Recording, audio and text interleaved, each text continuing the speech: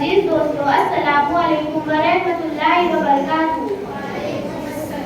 आज मैं आपके सामने जंग आज़ादी में मुसलमानों का हिस्सा के मौजू पर चंद मालूमात पेश करना चाहती हूँ।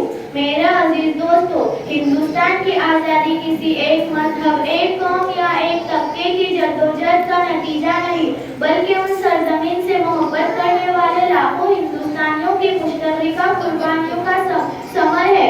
उन कुर्बानियों में मुसलमानों का किरदार भी निहायत नुमायां, रोशन और काबिल फख्र है। जब अंग्रेज ईस्ट इंडिया कंपनी तिजारत के बहाने हिंदुस्तान आई तो किसी ने नहीं सोचा था कि वह आहिस्ता आहिस्ता उस अजीम मुल्क पर कब्जा कर लेगी।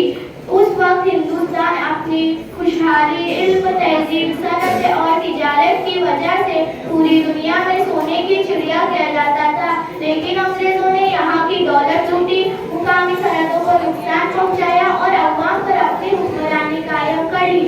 सबसे पहले अंग्रेजों की तोसी पसंदाना पॉलिसी के खिलाफ आवाज बुलंद करने वालों में नवाब सिराजुद्दौला का नाम नुमाया है। उन्होंने बंगाल में अंग्रेजों की बढ़ती हुई ताकत का बहादुरी से मुकाबला किया। 1757 की जंग प्लासी में उन्होंने दुश्मनों का सामना किया, लेकिन मीर जाफर की गद्दारी की वजह से उन्हें शिकस्त हुई। अगर वो गद्दारी न होती तो शायद हिंदुस्तान की तारीख कुछ और होती। इसके बाद शहर में हजरत टीपू सुल्तान ने अंग्रेजों के खिलाफ मुसलसल जंगें लड़ी। उन्होंने कभी गुलामी कबूल नहीं की। उनका मशहूर कौल आज भी आजादी पसंदों के लिए मशअले राह है। शेर के एक दिन की जिंदगी गीदड़ की 100 साला जिंदगी से बेहतर है। 1799 की श्रीलंकापट्टनम की जंग में वो आखिरी सांस तक लड़ते रहे और मैदानी जंग में शहीद हो गए, लेकिन अंग्रेजों के सामने सर नहीं झुकाया। इसके बाद 1857 में जब पहली जंग आज़ादी शुरू हुई तो बहादुर शाह जफर उस तहरीक की अलामत बने।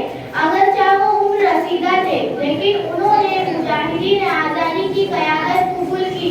अंग्रेजों ने उन्हें गिरफ्तार करके रंगून जलावतन कर दिया, जहां उन्होंने इंतहाई बेबसी में अपनी जिंदगी गुजारी। इनका दर्द भरा शेर आज भी दिलों को रुला देता है। कितना है बदनसीब जफर दफन के लिए, कितना है बदनसीब जफर दफन के लिए, 2 गज जमीन भी ना मिली कोई आगे।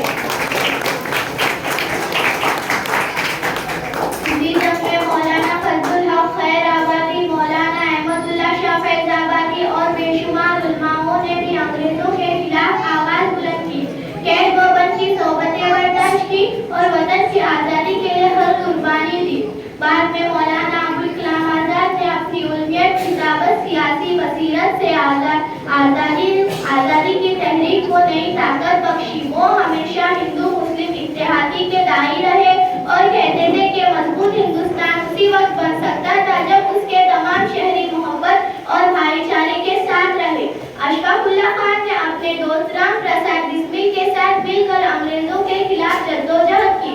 उन्हें जब फांसी की सजा सुनाई गई तो उन्होंने मुस्कुराते हुए वतन पर अपनी जान कुर्बान कर दी। उनकी कुर्बानी हमेशा याद रखी जाएगी। मेरा अजीज दोस्तों, मुसलमानों की ये कुर्बानियां इस बात का सबूत है कि उन्होंने आज़ादी की जंग में बढ़ चढ़कर हिस्सा लिया, लेकिन हमें ये भी याद रखना चाहिए कि हिंदुस्तान की आज़ादी सब हिंदुस्तानियों की मुश्तरका जद्दोजहद का नतीजा थी। हिंदू, मुस्लिम, सिख, ईसाई और दीगर तमाम मज़ाहिब के लोगों ने मिलकर गुलामी की जंजीरें तोड़ी और आज़ाद हिंदुस्तान की बुनियाद रखी। आइए आज हम सब ये अहद करें कि हम अपने मुल्क की आज़ादी, इत्तेहाद, खुशहाली की हिफाजत करेंगे और अपने अजीम मुजाहिदीन आज़ादी के ख्वाबों का हिंदुस्तान तामीर करेंगे। अल्लाह ताला हमारे